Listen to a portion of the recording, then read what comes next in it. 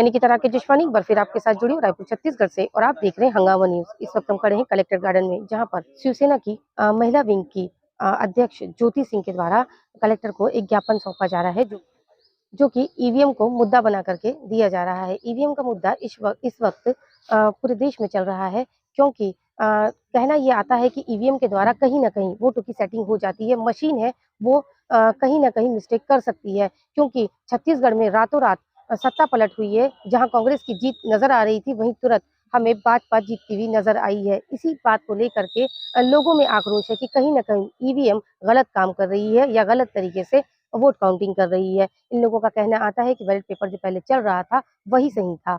आइए महिला विंग से जुड़ते हैं और आगे के मुद्दे को जानने की कोशिश करते हैं। बेहतरीन खबरों के लिए बने रहे हमारे साथ और देखते रहिए हंगामा न्यूज।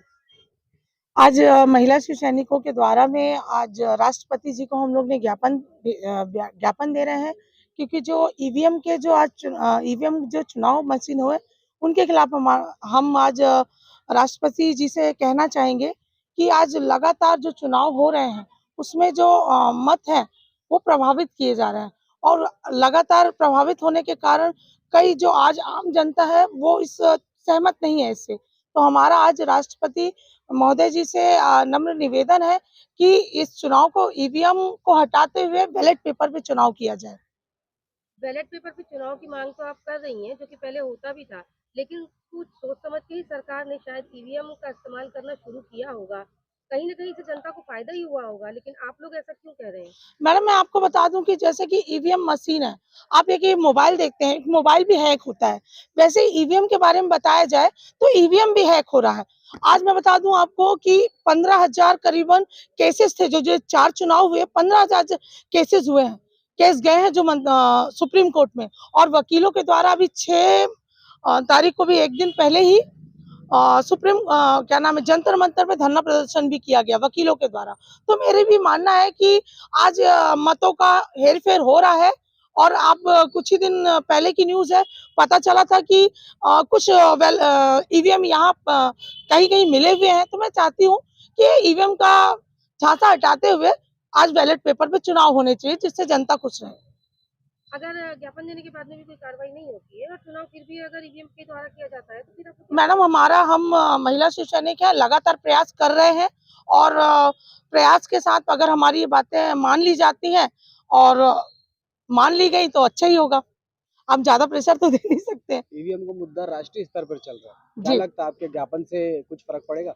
जी, देखिए, मैं मान रही हूँ कि राष्ट्रीय स्तर पे चल रहा है, और हम लोग भी देख रहे हैं कि गलत है ईवीएम लगातार। जैसे कि आप छत्तीसगढ़ की बात की जाए तो छत्तीसगढ़ में मुझे ऐसा नहीं लगता था, कांग्रेस के द्वारा बहुत अच्छा काम किया गया था। और आज चाहे किसान वर्ग हो, बेरोजगारी की बात तो नहीं करती, लेकिन किसान वर्ग है, सभी ठीक थे और खुश थे, और मैं भी चाहती थी कि कांग्रेस की सरकार आए। और पता चला कि रातों रात अब क्या हुआ क्या नहीं हुआ ये नहीं बता सकते हम, लेकिन मुझे ऐसा लगता था कि हेर फेर हुआ है। मेरा नाम ज्योति सिंह है, महिला शिवसेना की प्रदेश अध्यक्ष।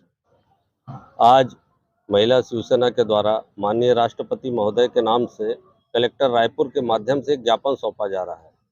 इस ज्ञापन में यह है कि आज पूरे विश्व के कई राष्ट्रों में ईवीएम पर बैन लगाया गया, किंतु हमारे यहाँ जो सत्ताधारी हैं वह चुनाव को प्रभावित करने हेतु, मतदान को प्रभावित करने हेतु ईवीएम का इस्तेमाल कर रहे हैं और जबरदस्ती सत्ता पर बैठ रहे हैं।